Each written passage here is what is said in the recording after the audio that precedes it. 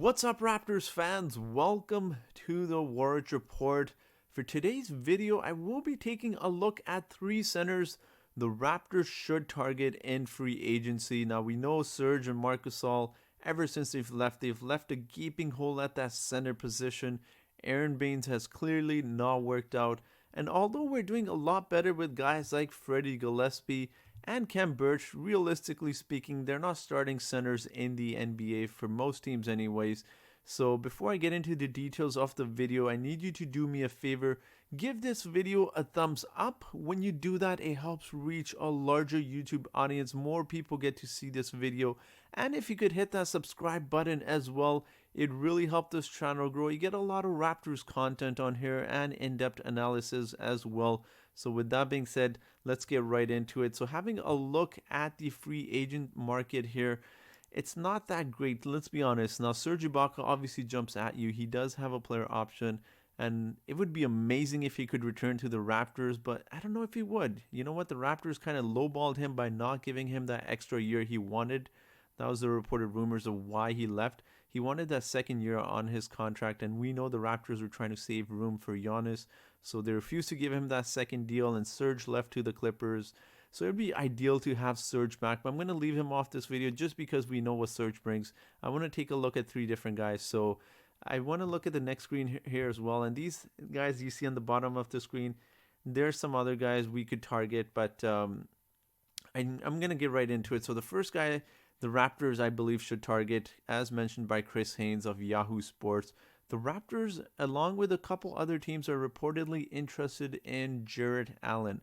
Now, Jarrett Allen would be a really nice piece, but there are some difficulties in signing him because he is a restricted free agent. Now, it's really hard to sign restricted free agents because the teams can match any contract that player signs. So, the Raptors, if they try to sign him, the Cleveland Cavaliers can match any offer, and the Raptors would have to maybe do a sign and trade, but that becomes really difficult as well because we have to give up a good player for Jarrett Allen. Jarrett Allen is a really young player, so I mean, you look at those teams right there: San Antonio Spurs, Detroit Pistons, Washington Wizards, along with the Raptors, are interested. And I want to show you this next screen here because you look at the screen here, I want you to focus your attention on the right hand side of the screen where it says practical cap space, which means the amount of cap space teams could potentially open up.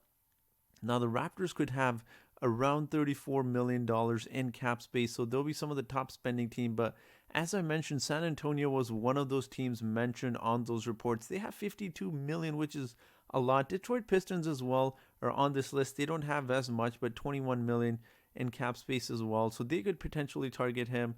So as I've mentioned, it does become a little bit difficult because he's restricted free agent, so we'd have to give up a good player in return. Now, I don't know what we would give up. I don't want to speculate.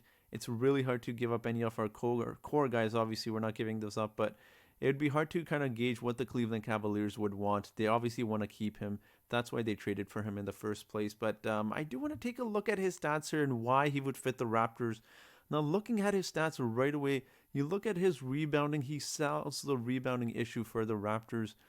He's a great rebounder. Now, I know his stats may not show it. His rebounding has actually gone down with the Cleveland Cavaliers, and that's because he was splitting time with Andre Drummond for a little while there, and he was coming off the bench. So I've kept up with some of his stats. He's actually putting up really big numbers in the rebounding department. And also, you look at his blocks as well. He's actually a really good shot blocker. We've seen those highlights of him blocking LeBron James and some other star players as well. He's always up there contesting shots, and he gives you a decent amount of production in the points department as well. Now, some issues with Jarrett Allen. He can't shoot the three-point ball, although it says 38%. You see his three-point attempts, 0.3. He does not shoot the three-point ball. But you know what? Personally, I'm okay with that because we've seen the Raptors try to sign guys who can stretch the floor, but they make one three-pointer out of every 4, 5, 6 shots. So I'm okay with signing someone like Jarrett Allen because he plays good defense. He's a really good defensive player. He's also got great size. He's 6'11", 242 pounds. And he runs the floor well, so he'll fit in with the transition offense really well, and he gets back on defense. He's a hustle guy. And I also want to mention the fact that he's a pretty decent free throw shooter for a big man, so you can have him in late game situations, and you won't have to worry about him getting fouled because he can hit some free throws as well. So he'll be a really nice addition to the Raptors, I believe. Now I do want to take a look at my second player on the list as well. This was another player the Raptors were interested in at the NBA trade deadline. So as you see there, the Toronto Raptors have reportedly been one of the teams interested in acquiring Sacramento Kings center Rahsaan Holmes. Now, obviously, that trade didn't work. We were trying to get him, but for whatever reason, maybe the Kings were asking for too much. But he is a free agent, and you know what? The reasons I like him on the Raptors is because he's a quality starter. Now, he's not going to put up big numbers. The thing about Rahsaan Holmes is he's not that guy.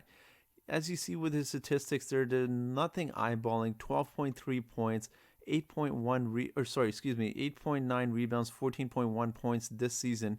And you know what? He's shown potential to be a shot blocker as well. He's not really known for his shot blocking, but as you see there, he's capable of blocking shots. He's a high energy guy, and the one thing I really like about this is he's 27 years old, so he's fairly young, and the Raptors could potentially get him for cheap.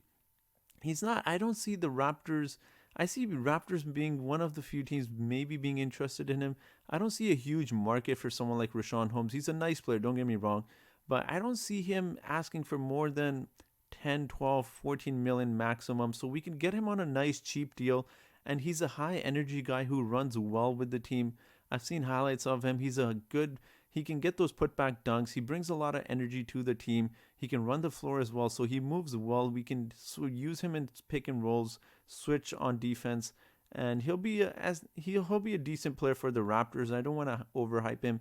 I don't think he's going to be a big impact player, and you look at his 3-point shooting again. He doesn't stretch the floor, so that's one flaw with Rahsaan Holmes.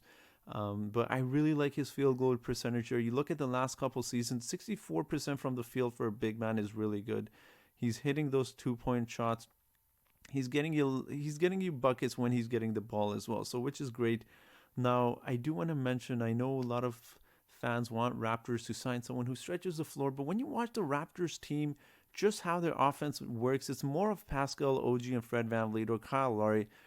Over the years, we've seen it. The Raptors' offense doesn't usually run through the big man. If anything, the big man is usually one of the last people to touch the ball on offense and kind of score. So their offense is built more through the other guys rather than their big man. So Rahsaan Holmes would be a nice piece. He brings some nice energy to the Raptors, and he'll be a nice addition. I feel like he'll fit in with the Raptors team as well, and he'll be great in small ball lineups as well. So the next player, I want to look on this list is another player. It's going to seem like a broken record, but another player the Raptors were interested in, and we know Andre Drummond has been linked to the Raptors, seems like every single year, ever since dating back to his Detroit Pistons days.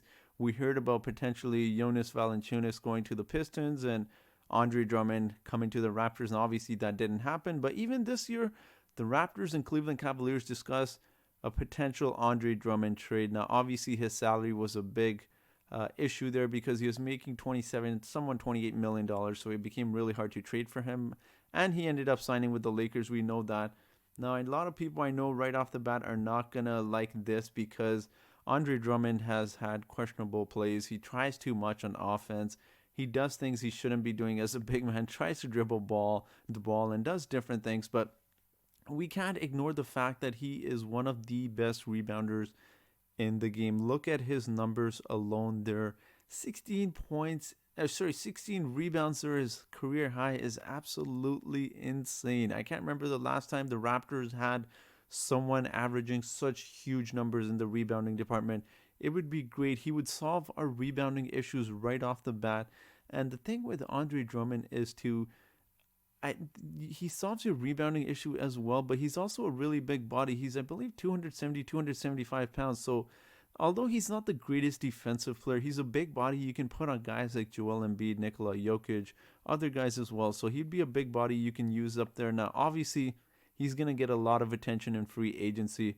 I do want the Raptors to target him, but I'm not going to overpay for Andre Drummond just because of his incapabilities on offense. Now, obviously, he can score.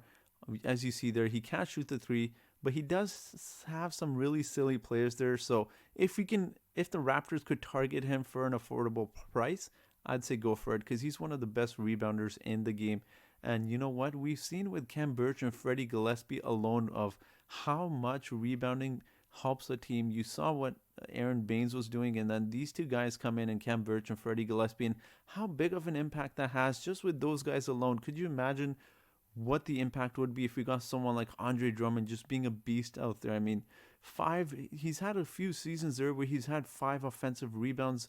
The Raptors alone this season, I believe, are averaging 8 or 9 rebounds offensively. So he's averaged half of what the Raptors as a team are averaging on offensively on the board, which is crazy to think sometimes. But he's had some amazing numbers on the board.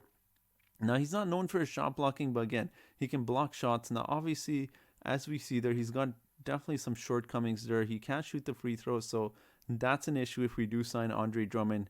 We can't really play him late in the game. And as I've said, he does have some questionable calls at times on offense where he tries to do too much rather than just focus on his strengths. And that would be another issue. He can't shoot the three ball really well. And surprisingly, you look at his field goal percentage as well. It's actually dipped a lot. 47% is terrible for a big man to be shooting from the field. So obviously, he's definitely got a lot of issues. This may be an unpopular opinion, but I really like Andre Drummond. Regardless of what people may think of him, he solves your rebounding issue right there. And especially in playoffs, we've seen against the Boston Celtics series, those offensive rebounds, those offensive possessions make such a huge difference. And I would love for the Raptors to get Andre Drummond only at the right price, though. I would not be willing to overpay for him. So those will be my 3 players I would like the Raptors to target. It's 3 centers I would like the Raptors to target. Now, obviously, these centers, I've based them on that the Raptors should obviously be starting these guys, starting caliber centers. Now, as I've mentioned, the free agency market for centers isn't all that great. So there's some other names we can talk about as well, but we'll save that for another video. But before I end this video here, I do want to hear your thoughts of what you think of these 3 players and whether or not you think the Raptors should target these players in free agency. Let me know in that comment section below. So thank you so much for watching this video. Until next time.